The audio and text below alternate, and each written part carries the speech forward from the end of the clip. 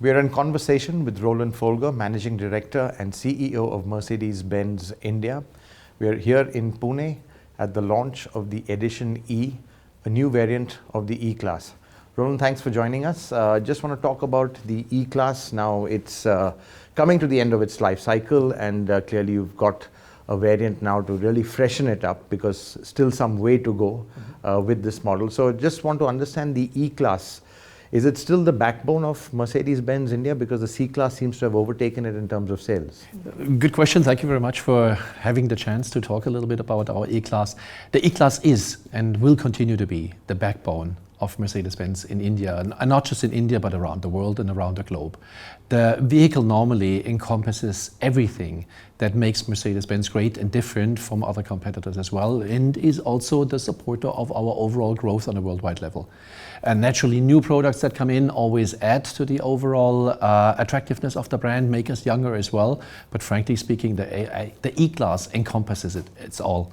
So yes, we're happy, and this E-Class and the E-Edition that we're launching now towards the end of the life cycle is very clearly an enhancement.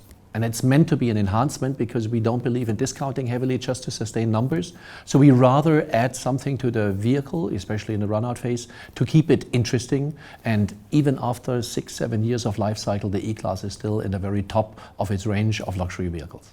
Now, just coming to the Indian market, you're launching this vehicle at a time when there are a lot of dynamics in the Indian market, specifically to the whole diesel issue. Clearly, Delhi is a market you can't sell in. So even you launching this vehicle, it'll have to be outside Delhi. That does seem to have a bit of an impact. So I just want to understand, how has this whole diesel issue really impacted Mercedes-Benz India? I believe the major impact was more that customers, hypothetical potential customers generally, were insecure of where all of this would lead. We are in discussions with the government and also with the relevant authorities to clarify the issue, what will be the future. Frankly speaking, we don't see a lot of impact by that diesel ban on the overall emissions and everything. So we try to find better solutions, especially in a sense of going to different stages in fuel quality. Bharat Stage 6 has been moved forward, a decision that we definitely applaud and that we support very heavily. But there are other measures that we are thinking of that could even enhance that further. So I just want to touch upon the emission technology that there is in your vehicles, because clearly you've got it. You can move to Bharat Stage even 6, because you have Euro 6 in Europe right now. Is this something you would jump at and you absolutely welcome it and you would really like it as soon as possible, or do you think you'd want a little bit of a phased manner as well for the implementation of Bharat Stage 6? Absolutely right there. What we try to do at the moment, because we fundamentally believe that yes, there is an issue in larger cities at the moment, and the situation will not become better. Maybe through the climatic change throughout the year and the specific situation on climatic changes as well, there might be some easing in the summer phase again, but let's be realistic. The next winter is going to be brutal again as far as emissions and as far as air pollution is concerned. So that's why we need to make the decisions now, when we are still under the impressions of what the last winter was like. We are definitely interested in moving this forward. We would like to ensure that everybody understands we are able and capable and interested to move the introduction even to an earlier stage, as early as 2018, with the complete fleet of our vehicles. So what you're saying is by 2018, you're confident that you could have a full Bharat Stage 6 fleet if you are given the fuel? Yes, correct. That's absolutely correct. We checked with our colleagues in Germany, with engineering departments.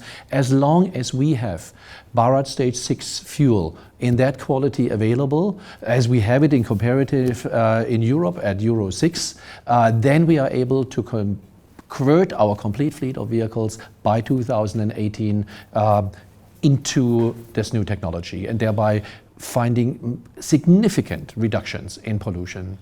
Well, obviously that handles a lot of issues from the environment standpoint, but from the customer standpoint, what would that impact be? Obviously there would be an increase in price because the technology of BS6 with the SCRs and all is more expensive. And also there is the issue of long-term durability with certain particulate filters and things like that. So two questions really, cost and long-term durability.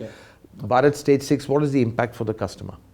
Bharat Stage 6, and we have now quite a few years already experience in Europe. So it's not a new technology that we're talking about, because all of the European manufacturer, everybody who has to sell into Europe or wants to sell into Europe at the moment, has to have that technology already available. And there are very stringent laws and regulations about how the longevity has to be ensured. There are lots of discussions around these issues, but we know that technology. As long as we have that Bharat Stage 6 quality available, we can't just have it in the cities. I think that's the key point that people need to understand, because you cannot mix anymore in the future. If you fill in Bharat Stage 4 into a Bharat Stage 6 vehicle, that will destroy the cleansing mechanisms and the technology that we have introduced into the vehicle. You mentioned costs. That's also an important issue. We have a proposal to the government that we're discussing with them also, that we should keep the date of 2020 as the latest date for introduction. That makes a lot of sense.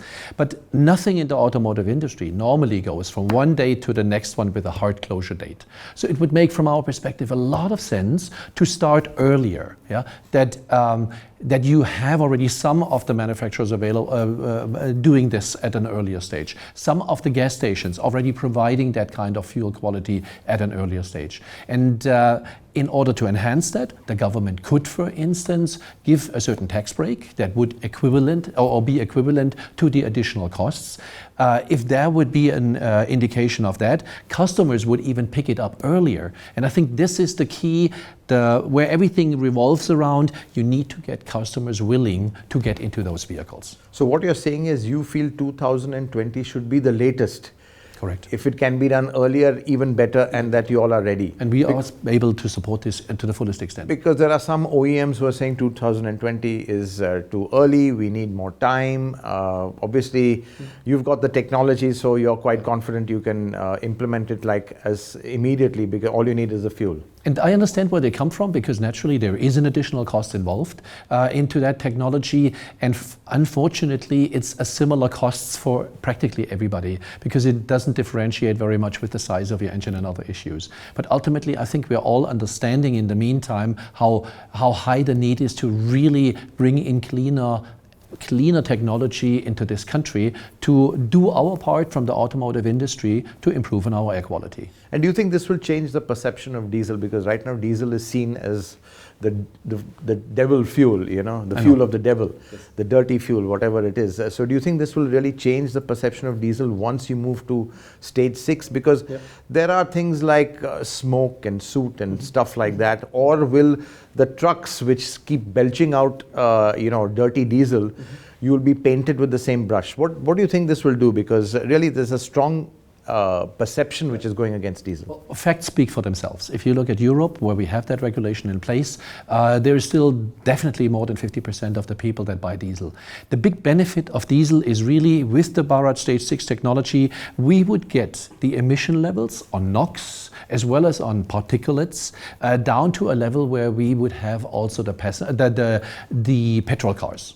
So there is no difference anymore in emissions. The big benefit of the diesel is, however, that it helps us reduce CO2 emissions. So from an environment standpoint, it's better. It's much, much better. So the Indian government just basically signed off also in Paris, to everybody's big surprise, but also applause from the other more developed nations, to go to 35% reduction in CO2 emissions and footprint. That can only be achieved if we still keep the diesel in this country. And that's where I think the understanding will come from, because people realize that a diesel is a more efficient vehicle. That, combined again with Bharat Stage 6 technology, would resolve the majority of these issues and would keep the CO2 levels in check.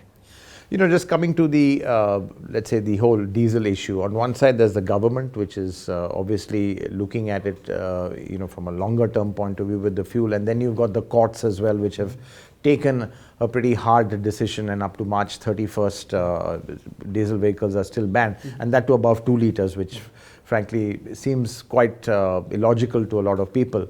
What is your sense on the people who form the regulations? I believe that there was the perceived need to force some reaction. Yeah, because not much was happening. In the last few years, even if you see introduction of Bharat Stage 3 and 4, it took again, perceived forever until it was clear what was what and where was what available. And I think people got frustrated. People were experiencing personal disadvantages on health, impacted by the negative pollution and again, the air quality. And that triggered then a response that was more focused on let's find a quick solution now, because frankly speaking also odd-even rules are not really the solution to the problem. The solution to the problem is to have more mass transport available for people, more efficiency there. It needs to be a complete package of countermeasurements, and we also know that passenger cars only contribute about 50% of overall emissions anyway. But I don't want to belittle this, because I think we need to play our part in that overall concept as well, and we can provide that. Again, see our examples in Europe. So just one, coming back to this, this whole issue, as you said, there was a certain need to do something. Do you think maybe you got a little caught up, a little unfairly in the whole situation because your engines were on the wrong side of 2 liters? And quite frankly, what you're saying is, your engines are super clean and it's only the fuel that's really limiting you from really giving a very low level of emission. It was a mix of several, partly also emotional issues, where big SUVs and also Mercedes are associated with a certain income level of people, and let's say, let's regulate that to a larger degree. My point is that a vehicle that has 2.1 liter is not significantly having higher emissions than a vehicle at 1.9 liter. I don't want to mention any names, but it's not a solution, I think, looking into the future to now bring everybody under 2 liter, because it's not going to change the issue at hand at all. So if we really want to look into a solution, and if we want to reduce on short term, our belief is, in our direction would be, then treat everybody the same, yeah? But then you have to go down to 1.5 or 1 liter. Yeah, then you will see the volumes taken out of the marketplace, or you put on every diesel a certain surcharge that would make it less attractive to drive that. But again, my warning is, if all these people now move over to petrol, then you have a CO2 issue on your hands. And I don't know whether everybody sees that whole complex issue at the moment in its full extension. Yes, we need to have short-term selections and short-term solutions to this issue and challenge, but we need to think more mid to long-term. So what you're saying is, forcing the demand towards petrol also isn't a solution in the long term? No, definitely not even midterm, because I believe we need to now set the directions in a proper way. We have long-term investments that the whole automotive industry does in engines, in drivetrains, what have you out there, and we want a more clear direction of how can we plan.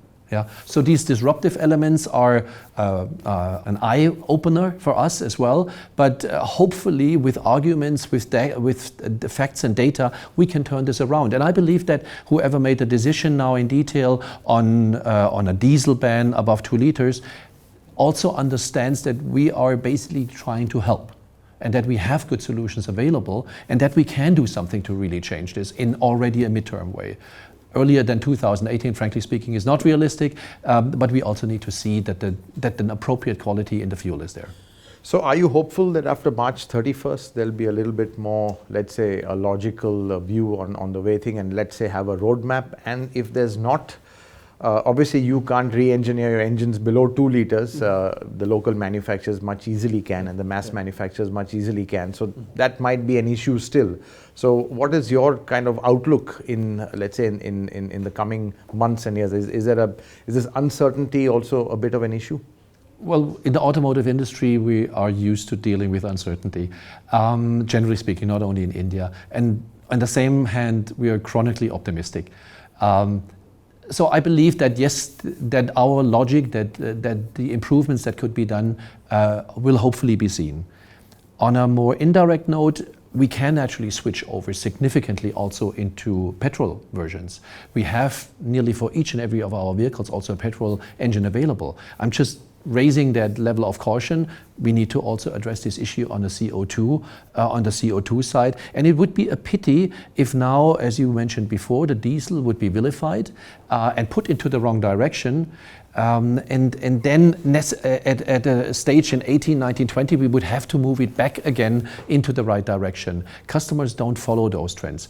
And let's also not forget, customers are having high expectations as far as resale values. All these disruptive elements at the moment are really putting a lot of insecurities out in the marketplace.